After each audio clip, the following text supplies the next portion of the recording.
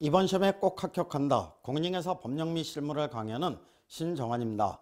오늘은 공인중개사 법령, 개업공개사 등의 기본 윤리를 공부하시도록 하겠습니다. 윤리, 조금 추상적이죠. 공인중개사법 제29조에서 규정을 두게 되는데 개업공개사 등의 기본 윤리에서 제일 먼저 품위유지 의무입니다. 품위유지, 개념이 좀 추상적인데 회사에서 품위유지비 받으시는 분들도 있으시죠. 그럼 품위유지비 받으시면은 어디에다 쓰십니까? 라고 물으면은 남자분들은 한잔 하신다고 하고 여자분들은 옷 사 입는다고 하시죠. 우리나라에서 이 품위유지 하면은 좀 뻣뻣한 모습을 생각하시는 경우가 보통인데 뻣뻣한 모습을 생각하시면 안 되고 의뢰인을 위해서 열심히 땀 흘려 일하는 모습을 생각하셔야 품위유지는 그 개념이 맞는 겁니다. 우리나라 개업공개사들은 이제는 장사꾼이 아니라 전문 직업인에 해당된다는 얘기입니다. 전문 직업인으로서 너무 사리사욕에 얽매이지 말고 의뢰인의 이익을 위해서 최선을 다하라는 게 품위유지 의무가 됩니다. 근데 이렇게 복잡하게 알아두실 필요는 없고 우리나라 개업공개사들은 품위유지 엄청 좋아한다. 이 정도만 알아두시면 됩니다. 그래서 공인중개사 법령에서 품위유지 의무를 규정하고 있고 저기 뒤에 공인중개사 협회에 가면 또 매사의 품위유지입니다. 협회의 설립 목적도 품위유지, 그 다음에 업무 내용도 품위유지. 그래서 우리나라 개업공개사들은 품위유지 엄청 좋아한다. 이 정도만 알아두시면 되고 두 번째는 신의와 성실로서 공정하게 중개일해야 될 의무가 있게 됩니다. 이 공정하게 중개일을 하는 것은 어떻게 하는 게 공정한 중개일을 하는 것이냐. 공정하게 중개일을 하는 것은 양당사자를 동일하게 취급해서 중개일을 하라는 얘기입니다. 개업공개사는 중개업을 영위하는 과정 속에서 자기가 알고 있는 사람으로부터 중개를 받는 경우도 많이 있겠죠. 아는 사람이라고 유리하게 계약 체계를 중개해주면 안 된다는 얘기입니다. 심지어는 자기 아버지로부터 중개를 받았다고 하더라도 아버지로 보지 말고 뭘로 봐라? 의뢰인으로 봐라. 그래서 아버지로부터 중개를 받았으면 그 다음부터는 절대로 아버지라고 부르면 안 되겠죠. 뭐라고 부릅니까? 의뢰인. 어이 의뢰인 일로 와 보십시오. 여기에 서명란하고 권리관계는 이렇게 되어 있습니다. 이게 공정한 중개인을 하는 겁니다. 그래서 이 공정한 중개인의 회의들은 이 개업공개사의 의무는 자기 아버지도 아버지로 부를 수 없는 고차원적인 의무죠. 그래서 개업공개사의 가장 기본적이고 최고의 의무에 해당이 된다. 요거를 알아두시면 되고 그 다음에 세 번째는 선량한 관리자의 주의무입니다. 이 선량한 관리자의 주의무는 우리나라 공인중개사 법과 시행령 시행규칙을 컴퓨터에 입력시켜 놓고 선량한 관리자의 주의무를 찾아라. 엔터를 탁 치면 뭐라고요? 그딴 말 없다고 나옵니다. 무슨 얘기냐? 내가 강의 시간에 분명히 들었는데 다시 한번 찾아봐라 멍청아. 엔터가 깨질 정도로 힘있게 탁 치면 뭐라고요? 진짜 없다고 나옵니다. 그래서 우리나라 공인중개사 법령에서는 선량한 관리자의 주의무라는 말이 한마디도 나오지 않는다는 얘기입니다. 그런데 왜 개업공에서는 선량한 관리자의 주의무를 부담하느냐? 이 선량한 관리자의 주의무는 우리나라 공인중개사 법령에서는 명문의 규정을 두고 있지 않고 학설과 판례가 인정하고 있는 개업공개사의 의무에 해당이 됩니다. 그러면 학설과 판례는 어디에 근거해서 개업공개사에게 선량한 관리자의 주의무가 있다고 얘기하느냐? 의뢰인이 개업공개사에게 이 아파트를 1억 원에 팔아주십시오 라고 중개를 하게 됩니다.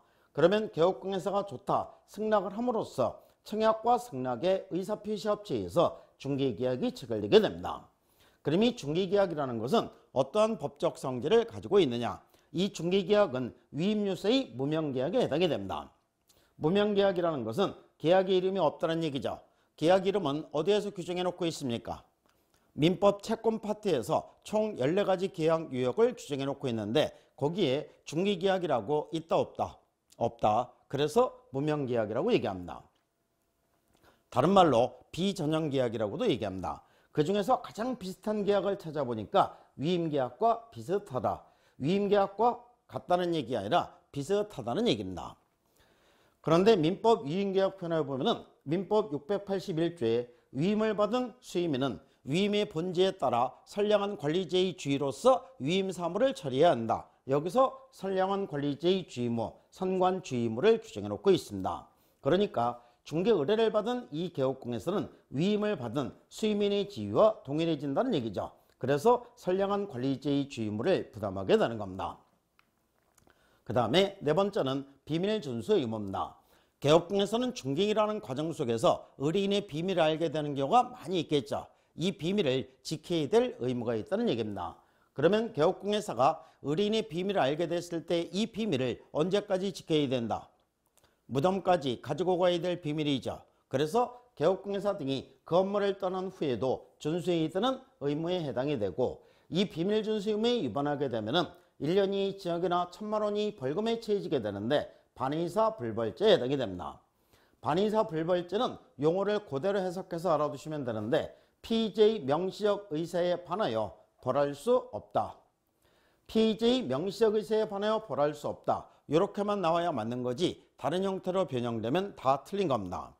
이 비밀 준수 의무는 예외가 인정되는 개업공개사 등의 의무에 해당이 되는데, 예외가 인정되는 경우는 첫 번째, 의뢰인의 승낙이 있는 경우. 의뢰인의 승낙이 있으면 더 이상 비밀이 아니겠죠. 두 번째는 이 비밀이 다른 의뢰인에게 고지사항에 해당하는 경우, 오히려 비밀을 지키면 안 되겠죠. 요즘에 텔레비전에서 이야기 속으로나 전설의 고향에 보면 뭐가 나옵니까? 귀신 나오는 집. 집에서 귀신이 나와서 사람이 죽고 병드는 겁니다. 이 집에서 도저히 못 살겠다. 개업공개사에게 팔아달라고 의뢰하고 이사가기로 결심합니다. 그러면 개업공개사는 이 집을 사겠다는 사람이 나타났을 때 이 집은 귀신 나오는 집이라고 얘기를 해야 된다? 안 해도 된다? 해야 된다. 그러면 매수 의뢰인은 그 집을 사지 않겠죠. 그러면 개업공개사는 돈을 벌을 수 없을 겁니다. 그래도 얘기를 해줘야 되는 겁니다. 이와 같이 비밀이 다른 의뢰인에게 고지사항에 해당하는 경우에는 오히려 비밀을 지키면 안 되는 겁니다. 세 번째는 법률상 고지 의무가 있는 경우, 즉 선서한 증인으로 출석하거나 세무공무원의 소득세에 관한 질문을 받았을 때 사실대로 진술해야 될 의무가 있게 됩니다. 이와 같은 경우에는 비밀 준수 의무를 부담하지 않는다. 이렇게 해서 이제 개업공개사 등의 기본 윤리로서 네 가지 의무를 살펴봤는데, 첫 번째 품위 유지 의무, 두 번째 신의 성실로 공정한 중개인이 되는 의무, 세 번째 선량한 관리자의 주의 의무, 네 번째 비밀 준수 의무. 시험에는 잘 안 나오는데 이 시험에 나온다면은 이 비밀 준수 의무, 이게 시험에 나오는 경우가 가장 많습니다. 이 비밀 준수 의무의 내용 자체가 공인중개사 법령에선 전부 다 나름대로 특징으로 적용합니다. 즉 공인중개사 법령에 규정된 개업공개사의 의무는 대부분이 개업공개사로 있는 동안에 부담하는 의무죠. 그런데 그 업무를 떠난 후에도 준수해야 되는 의무다, 무덤까지 가지고 가야 될 의무다, 특징이죠. 공인중개사 법령 전체 중에서 반의사 불벌죄, 오직 이거 딱 하나밖에 없습니다.